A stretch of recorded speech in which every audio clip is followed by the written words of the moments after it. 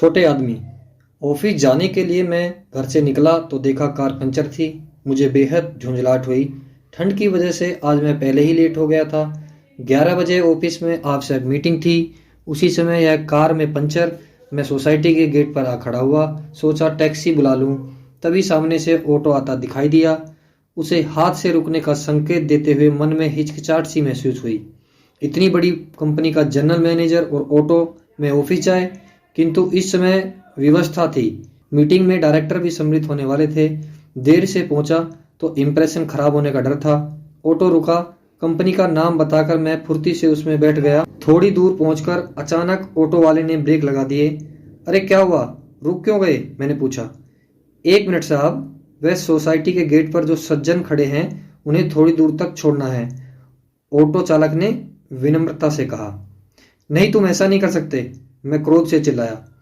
एक तो मुझे देर हो रही है, दूसरे मैं पूरे ऑटो के पैसे दे रहा हूं, फिर क्यों किसी के साथ सीट शेयर करूंगा। साहब, मुझे इन्हें सिटी लाइब्रेरी तक उतारना है, जो आपके ऑफिस के रास्ते में ही पड़ेगी। अगर आपको फिर भी ऐतराज है तो आप दूसरा ऑटो पकड़ने के लिए स्वतंत्र है। मैं आपसे यहां तक के पैसे नहीं लूंगा। ऑटो चालक के स्वर की दृढ़ता महसूस कर मैं खामोश हो गया। यूं भी ऐसे छोटे लोगों के मुंह लगना मैं पसंद नहीं करता था। उसने सड़क के किनारे खड़े सज्जन को बहुत आदर के साथ अपने बगल वाली सीट पर बिठाया और आगे बढ़ गया। उन सुप्रभात से दिखने वाले सज्जन के लिए मेरे मन में एक पल को विचार आया कि मैं उन्हें अपने पास बिठा लूं। फिर यह सोचकर कि पता नहीं कौन है, मैंने तुरंत यह विचार मन से निकाल दिया। कुछ किलोमीटर दूर जाकर सिटी लाइब्रेरी आ गई। ऑटो वाले ने उन्हें वहां उतारा और आगे बढ़ गया। कौन है यह सज्जन, उसका आदर भाव देख मेरे मन में जिज्ञासा जागी। उसने बताया, साहब ये यहाँ के डिग्री कॉलेज के रिटायर्ड प्रिंसिपल डॉक्टर खन्ना है। सर के मेरे ऊपर बहुत उपकार हैं। मैं कॉमर्स में बहुत कमजोर था। घर की आर्थिक स्थिति अच्छी न होने के कारण ट्यूशन फीस में असमर्थ था। 2 साल तक सर ने मुझे बिना फीस लिए कॉमर्स पढ़ाया, जिसकी बदौलत मैं बीकॉम 80% मार्क्स से पास किया। अब सर की प्रेरणा से ही मैं बैंक की परीक्षा दे रहा हूँ।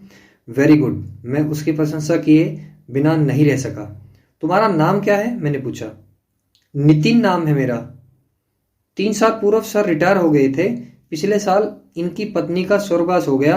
हालांकि बेटे बहू साथ रहते हैं, फिर भी अकेलापन तो लगता ही होगा, इसलिए रोज सुबह 10 बजे लाइब्रेरी चले जाते हैं। साहब, मैं शहर में कहीं भी हूँ, सुबह 10 बजे सर को लाइब्रेरी छोड़ना और दोपहर 2 बजे वापस घर पहुंचाना नहीं भूलता। सर तो कहते भी हैं कि वह स्वयं चले जाएंगे, किंतु मेरा मन नहीं मानता। जब भी वह साथ जाने से इनकार करते हैं तो मैं उन्हें कहता हूँ कि यह मेरी उनके प्रति गुरु दक्षिणा है, और सर की आंखें भीग जाती हैं। न जाने कितने बहानों से वह मेरी मदद करते ही रहते हैं। साहब, मेरा मानना है हम अपने माँ बाप और गुरु के ऋण को कभी भी नहीं चुका सकते।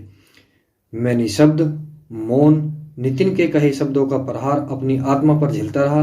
मन में वो दिन याद आ गए जब मैं भी इसी डिग्री कॉलेज का छात्र था, साथ ही डॉक्टर खन्ना का फेवरेट स्टूडेंट भी। एमएससी मैथ्स में एडमिशन लेना चाहता था। उन्हीं दिनों पापा को सीवियर अटैक पड़ा। मैं और मम्मी बदहवास से हॉस्पिटल के चक्कर लगाते रहे। डॉक्टरों के अथक प्रयास के पश्चात पापा की जान बची। इसी परेशानी में मैं कई दिन बीत गए और फार्म भरने की अंतिम तिथि निकल गई। उस समय मैंने डॉक्टर खन्ना को अपनी परेशानी बताई। उनसे अनुरोध किया कि वह मेरी मदद करें। डॉक्टर खन्ना ने मैनेजमेंट से बात करके स्पेशल केस के अंतर्गत मेरा एडमिशन करवाया और मेरा साल खराब होने से बच गया। कॉलेज छोड़ने के पश्चात मैं इस बात को बिल्कुल ही भुला दिया। यहाँ तक कि आज जब डॉक्टर खन्ना मेरे सम्मुख आए तो अपने पद के अभिमान में चूर मैंने उनकी तरफ ध्यान भी नहीं दिया।